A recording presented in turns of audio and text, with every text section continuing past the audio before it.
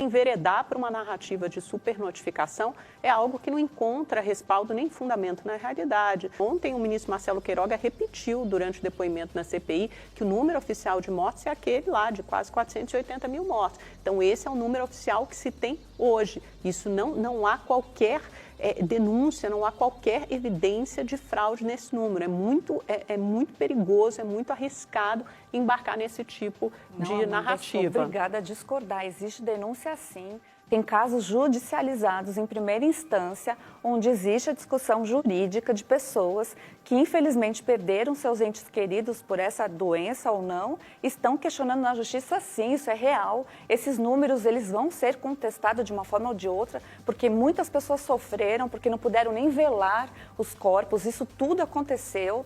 Existem denúncias de cidades grandes, de cidades pequenas, não é uma narrativa do presidente, porque o TCU não tem a competência jurisdicional para poder fazer isso. O Tribunal de Contas da União, ele vai averiguar contas e ele é um órgão vinculado, o pessoal às vezes confunde muito, ele não está vinculado com o Poder Executivo, ele é um órgão braço do Poder Legislativo. Sendo assim, se existe algum tipo de ingerência e nós sabemos que o nosso Congresso Nacional está jogando pesado contra o presidente Bolsonaro, eu diria que o TCU, também um órgão super aparelhado por anos e anos de esquerda no poder, vai ter também funcionários públicos ali que vai dar um certo rumo. O que a gente está falando é da realidade. Conversando com pessoas nas ruas, nós sabemos de inúmeros casos. Eu mesma fiz um levantamento no meu próprio Twitter lá e tá as pessoas relatando casos. Então, esses casos têm que ser averiguados. Eu peço para a Polícia Federal fazer o que compete a eles, porque o que a gente quer saber é a realidade. Por que tudo isso? Porque verbas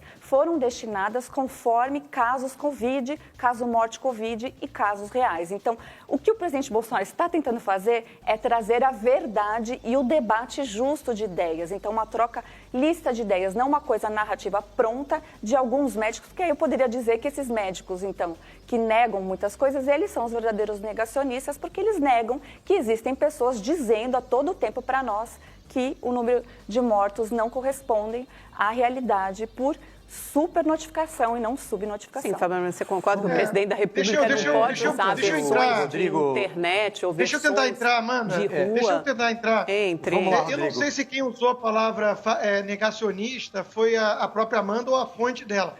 Mas, de fato, eu já aprendi também a criar um mecanismo de defesa que se eu escuto alguém falar de negacionismo, eu sei que eu estou diante de alguém que está criando uma narrativa sem qualquer respaldo científico. Não é assim que se faz ciência, de verdade. Então, em relação às mortes, eu volto a dizer, né? Há aqui uma questão de morte com o vírus Covid ou de Covid, por Covid. Isso já por si só levanta uma dúvida. Outra coisa, pergunta básica, né? Foi feito teste em todos os 500 mil óbitos, quase? Porque nós sabemos que existem muitos erros em testes com falso positivo, teste rápido. Aqui nos Estados Unidos a gente faz aos montes, o cotonetezinho, e tem um monte de falso positivo. Então, pergunta, foi feito o teste rigoroso, o mais certo, o mais seguro, em cada um desses óbitos? Então, quem é que é negacionista nessa história? Vamos colocar os pingos nos is. É um pouco mais grave. Eu estou cansado de ouvir falar em negacionista, quem repete apenas clichês repetitivos de politicagem e morte por Covid. Vamos lembrar aqui, só para fechar, Renan Calheiros, é tão sensacionalismo em torno desse negócio de morte, que o Renan Calheiros colocou a plaquinha lá com o número suposto de mortes em vez do nome dele. Alguém está disposto a levar a sério que o Renan Calheiros está preocupado com cada óbito?